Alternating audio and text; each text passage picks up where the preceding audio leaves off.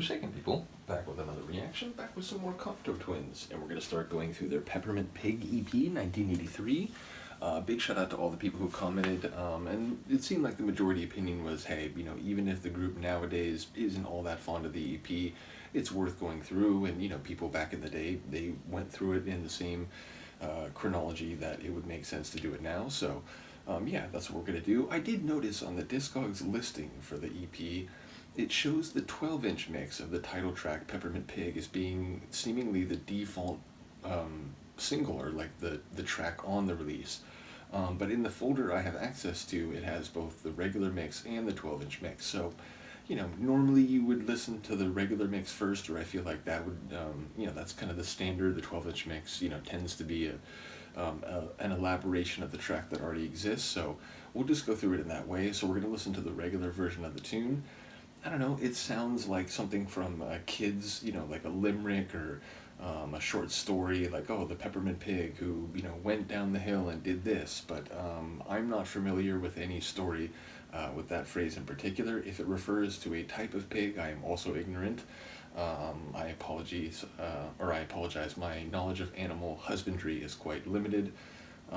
So yeah, I'm not quite sure what to make of it, but it feels like it, you know, again, it could be a phrase which, you know, works for Frasier, and again, my understanding is that on some level, you know, maybe the lyrics become more important over time, but certainly in the material I've been going through, they do seem to be secondary to the mood and the atmosphere that her voice sets, and my goodness, does her voice set it. So let's listen. This is Peppermint Pig from the EP of the same name, 1983, by Cocteau Twins.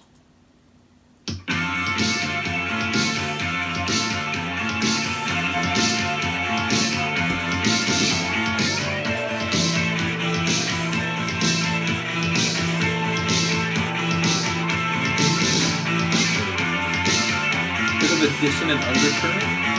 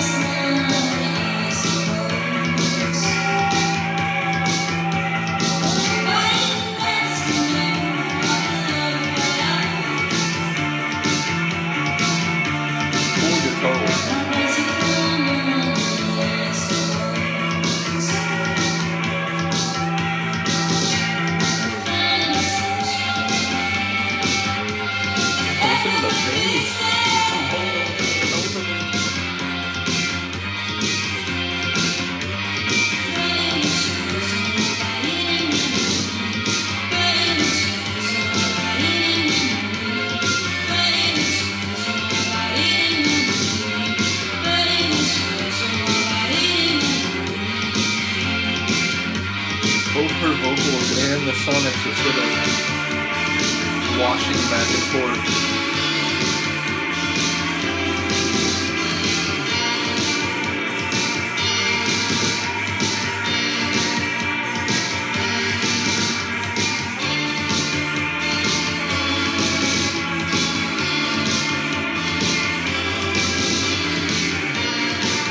It's another tune though, it has that blend of, it's a bit of bright allure with a bit of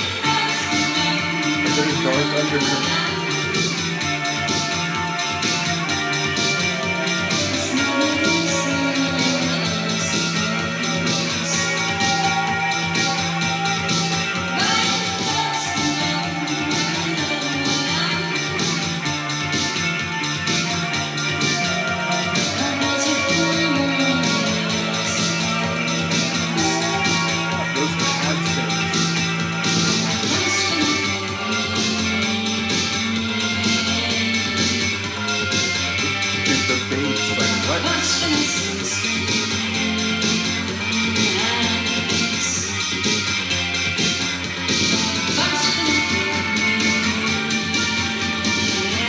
So the percussion, the whole tune has been insane.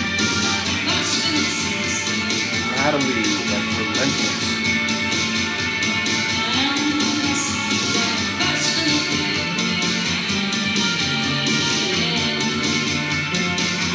Sounds a bit like Transylvania or something.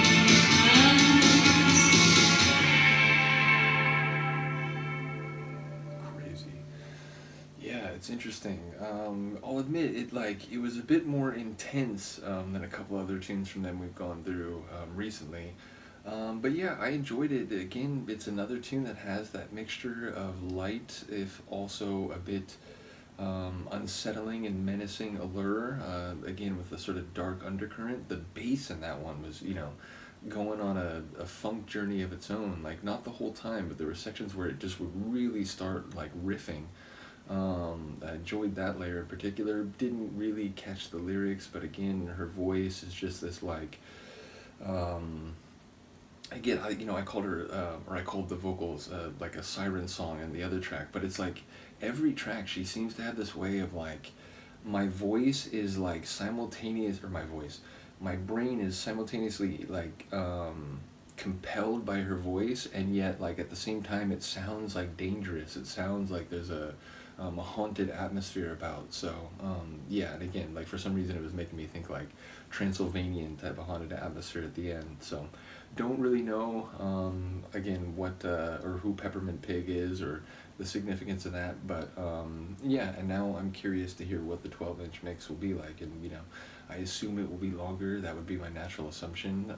Perhaps some other alterations or at least reconfigurations as well, but again, just a crazy vocalist. Like, and a couple of people mentioned that Frasier's vocals have gotten like technical praise, that like she really is like a gifted vocalist, and in that sense I suppose Cocteau Twins were lucky to have her. I know there's like a lot of groups that they're like short-lived and so on, but it seems like these guys have a lot of material. So to be able to write for that voice, I keep saying this about Dave Stewart, writing and like producing for Eurythmics, and it's like you have a voice like Annie Lennox that you get to write for, and you can do all sorts of crazy things with. I feel like Frasier's voice is another voice where it's like, imagine getting to like work with that voice sonically and trying to set atmosphere with it. So really cool stuff. Again, it's still too early for me to start, well, this EP versus this EP, but the more I listen, the more I'll get a sense of the progression of their material, and perhaps which ones I favor and so on. But there's nothing I've gone through from them that's not like intriguing on some level. So